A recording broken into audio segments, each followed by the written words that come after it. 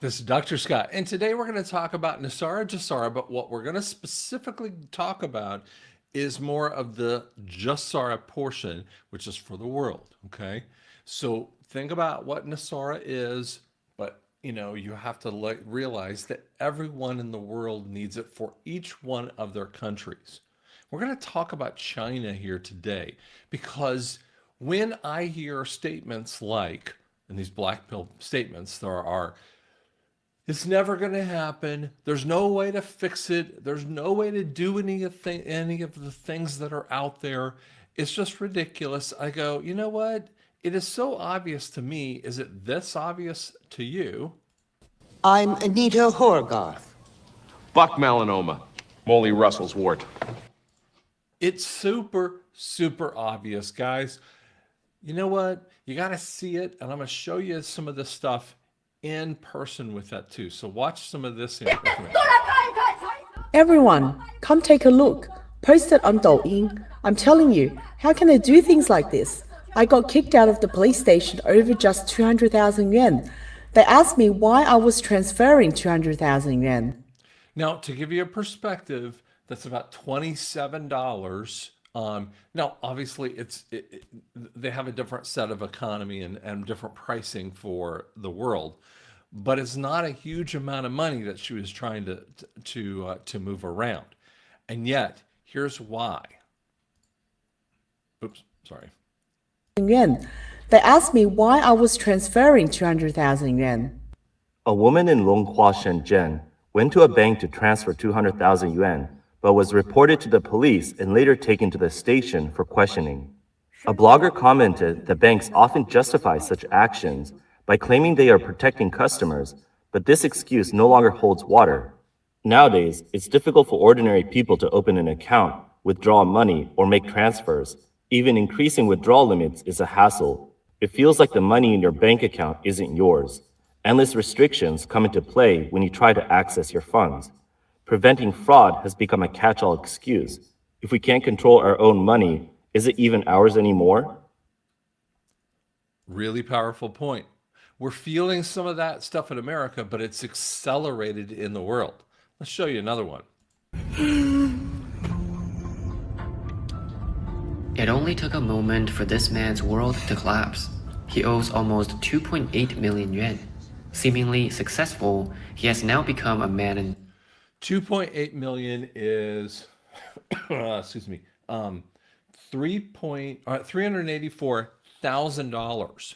Now, if you and I were in at $384,000, then that would be probably related to unpayable levels of debt. If we're talking about just your own personal debt, I've been in that much debt with my business. It was really, really difficult. I was actually more in debt than that. And I felt many of these ways, but look at how they restrict you. debt, with repaying his loans now his only goal each day. This 40-year-old woman once had an enviable life, but now she is burdened with more than 2 million yuan in debt, living in tears day by day.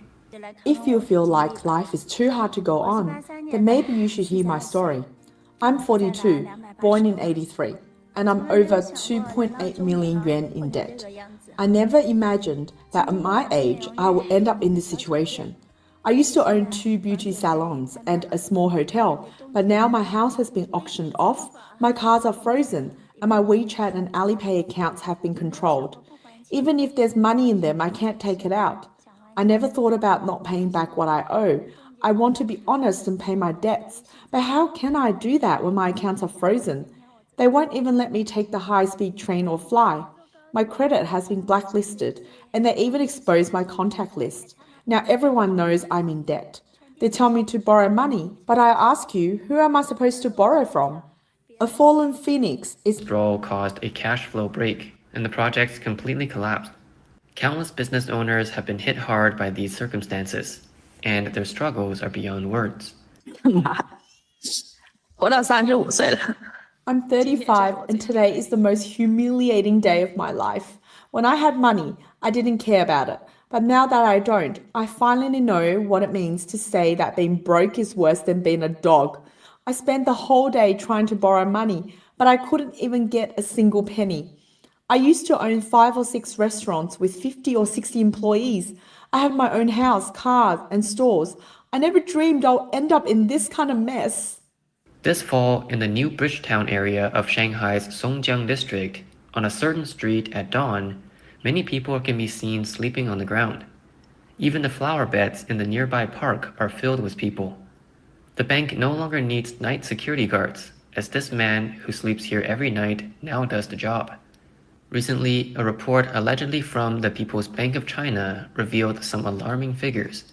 Among China's 1.4 billion people, more than 800 million are in debt, over 400 million have overdue loans, and more than 20 million have been blacklisted in credit reports. That is startling. These people are so deep in debt. 1.4 billion people, 800 million are in debt. And you go, well, they've been doing it wrong. And some of you people who don't have any debt, you look at other people and going, with scorn. The world is teetering. Let's show you even deeper. Is about to depart. There's literally no one in the entire car, just me. On the night of December 19th, Mr. Yang bought a sleeper ticket for the Shanghai to Beijing high-speed train. To his surprise, the entire carriage was empty except for him. His video sparked lively discussions online. Some people commented, "The Beijing-Shanghai line is one of the busiest routes in China. It used to be hard even to get a ticket. The Chinese New Year travel rush is just a few days away, yet it's so quiet now. It must mean that the economy is really struggling." Others found it hard to believe. "No way! Even if the economy isn't doing great, it can't be this bad, right?" A few joked, "Wow, how luxurious, renting out the whole carriage." The high-speed train ride from Shanghai to Beijing takes about 4 hours. Midway through the journey, Mr. Yang updated his viewers, saying, "Even now, it's still just me in the carriage. Honestly, it's kind of creepy." Has Beijing, one of China's major cities, really gotten this quiet? It's noon, and there's not a single person eating out. Where did everyone go? I'm starting to doubt if I'm really in Beijing. I'm heading to Yuan Station on Metro Line 1, and this subway line barely has any passengers.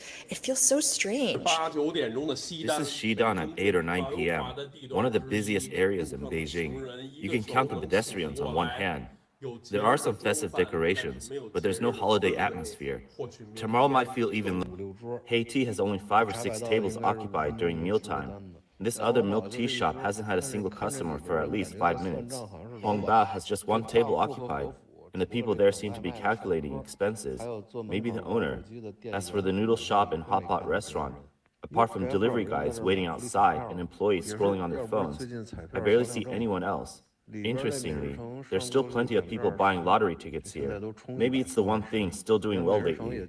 The food court's occupancy rate is maybe 20%.